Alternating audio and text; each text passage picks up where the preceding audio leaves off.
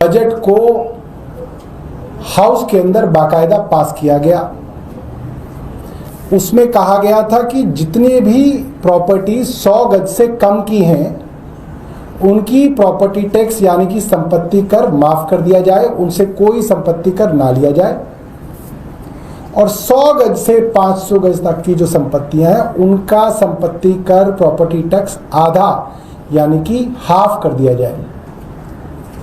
निगम के बजट में पास होने के बावजूद निगम आयुक्त अश्विनी कुमार जी ने इसको अभी तक अमली जामा नहीं पहनाया, इसके ऊपर बैठे हुए हैं।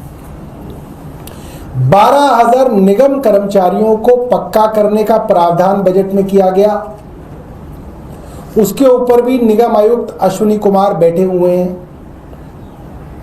कुछ दिनों पहले बिना हाउस से पूछे, बिना मेयर से परामर्श किए उन्होंने प्रॉपर्टी टैक्स को घटाना तो दूर बढ़ा दिया, उसमें यूजर चार्जेस लगा दिए हैं।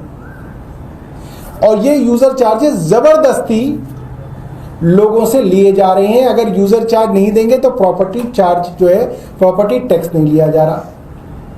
उसमें भी कोई परामर्श नहीं लिया गया मेयर से। मेयर के लिखने के बावजूद वो प्रॉपर्टी टैक्स लोगों पे थोपा गया है।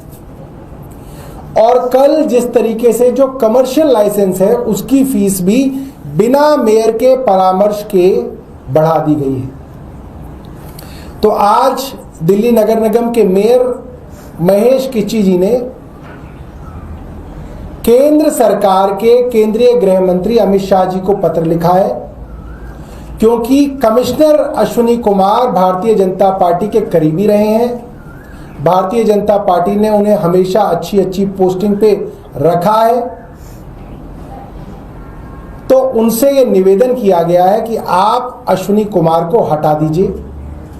अश्विनी कुमार जो कि कमिश्नर एमसीडी हैं, वो भारतीय जनता पार्टी का एजेंडा नगर निगम के अंदर चला रहे हैं।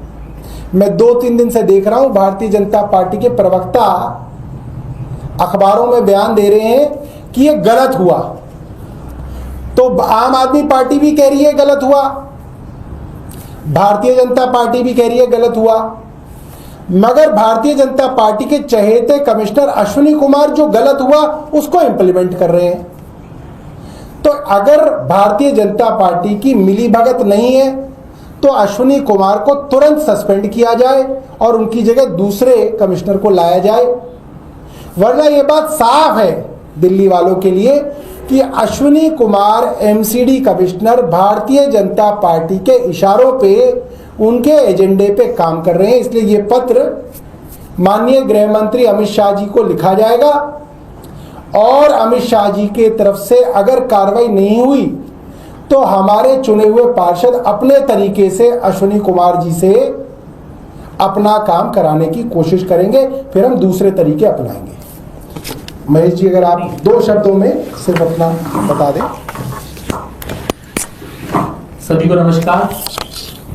जब हमने आयुक्त महोदय को भी पत्र लिखा था कि आप ये यूजर चार्जेस लगा रहे हैं, ये जनता के हित के लिए नहीं है, ये उस पर अतिरिक्त बोझ है। साथ ही हमने हाउस टैक्स का भी एक सदन में प्रस्ताव पास हुआ था कि आप ये 100 गज से नीचे के हाउस टैक्स को माफ किया जाए और 100 से 500 जो गज के हैं उसको हाफ किया जाए। उसके बाद हमने ये जो एक लाइसेंस फीस भी इन्होंने बढ़ा दी है। जनता, दिल्ली की जनता वैसे ही करों के बोझों से घिरी जा रही है, ऊपर से टैक्स पे टैक्स बढ़ाए जा रहे हैं। जब से भारतीय जनता पार्टी दिल्ली में आई है, स्कूलों की फीस भी बढ़ गई है, यूजर चार्जेस के नाम पे ये पैसा ले रहे हैं। दिल्ली वासी एक सफाई कर्मचारी को अलग से पैसा देते हैं कूड़ा उठाने का, उस पे ऊपर से यूजर चार्जेस लगा दिए गए हैं। तो दिल्ली की जनता इतनी कर के बोझों से इतनी परेशान हो गई है कि वो कहां से इतना पैसा भरेगी।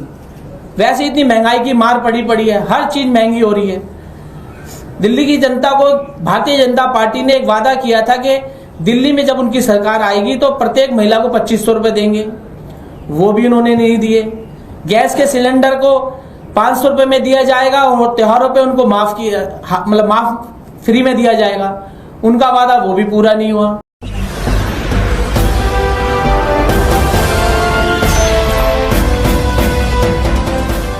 देख रहे हैं लाइव न्यूज 9 99 राष्ट्र सबसे पहले।